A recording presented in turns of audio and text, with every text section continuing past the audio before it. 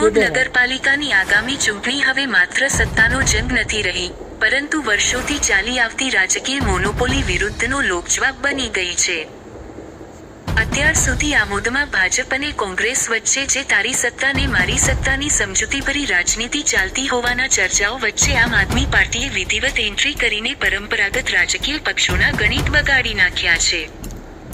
મામલતદાર કચેરી ઉમરેલી સમર્થકોની ભીડ સાક્ષી પૂરે છે કે આ વખતે આમોદમાં જનતા પક્ષ નહીં પણ વિકલ્પ શોધી રહી છે. ચૂંટણીના મેદાનમાં ઉતરેલા આમ આદમી પાર્ટીના ઉમેદવાર રિયાઝભાઈ રાણાએ સ્થાપિત હિતો પર સીધા પ્રહાર કરતા જે કડવું સત્ય ઉચ્ચાર્યું છે તે આખા નગરમાં ભારે ચર્ચાનો વિષય બન્યું છે. તેમણે ખુલ્લેઆમ આક્ષેપ કર્યો કે ભાજપ અને કોંગ્રેસના નેતાઓ સત્તામાં હોય ત્યારે એકબીજાના મામા ફોઈ કે માસીના દીકરા બનીને રહે છે, અને પડદા પાછળની આ સાંઠગાંઠમાં આમોદનો સામાન્ય નાગરિક પાયમાલ થઈ રહ્યો છે. આ આકરા શબ્દોએ વર્ષોથી રાજકીય વગ ધરાવતા નેતાઓને વિચારતા કરી દીધા છે.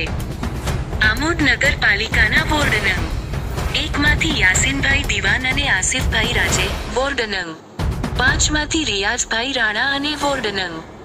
6 માંથી યુસુફભાઈએ જંપલાવતા હવે જંગ ત્રિપાંખીયો બન્યો છે. સાથે જ વિરોધી છાવણીમાં ભારે દોડધામ મચાવી છે. અત્યાર સુધી સુરક્ષિત મનાતા ગઢમાં હવે આપ ગાબડું પાડી રહી છે. વોટ બેંકમાં થનારું વિભાજન કોને ડૂબાડશે અને કોને તારશે તે ફડફડાટ બંને જૂના પક્ષોમાં સ્પષ્ટ દેખાય છે. રસ્તા પરના ખાડા, ગટરના ઉભરાતા પાણી અને નળમાં આવતા અનિયમિત પાણી જેવા પ્રશ્નો હવે રાજકીય હથિયાર બન્યા છે. નામાંકન કર્યા બાદ યાસીનભાઈ દિવાને દાવો કર્યો છે કે લોકો હવે પરિવર્તનના મૂડમાં છે. વર્ષોથી માત્ર વાયદાઓ સાંભળીને કંટાળેલી જનતા માટે આમ આદમી પાર્ટી એક શુદ્ધિકરણની પ્રક્રિયા તરીકે ઉભરી રહી છે.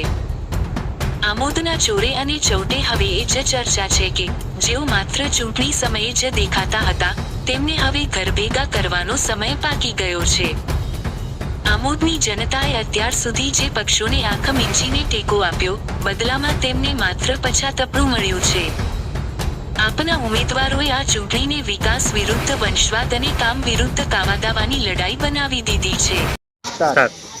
जब तक तोड़ेंगे नहीं तब तक छोड़ेंगे नहीं.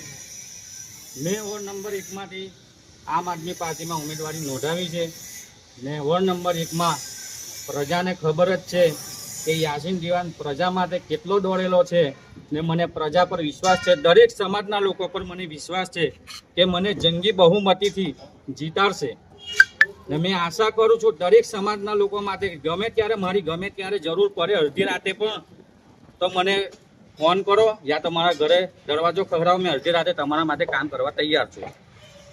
કયા મુદ્દાને લઈને આમ આદમી પાર્ટી આજે મેદાનમાં ઉતરવાની છે? દરેક મુદ્દાઓને લઈને ઉતરશે. કચરાનો બાબત હોય, પાણીની બાબત હોય કે ગટરની બાબત હોય.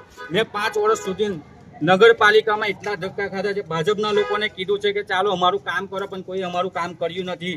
જ્યારે અપક્ષના લોકો ત્યાં બેઠેલા હોય, બંને ભેગા મળીને બેઠા હોય ત્યારે બી અમે કહીએ છીએ કે ભાઈ અમારું કામ કરો, અમારી ગટરો છલકાય છે, કચરાના ગાડી નથી આવતી, તો પણ અમારું કોઈ સાંભળવા તૈયાર નહોતું. એટલે મેં આજે આમ આદમી પાર્ટીમાં ફોર્મ ભર્યું છે ને મને વિશ્વાસ છે મારી જનતા પર કે મને જંગી બહુમતીથી જીતાડશે.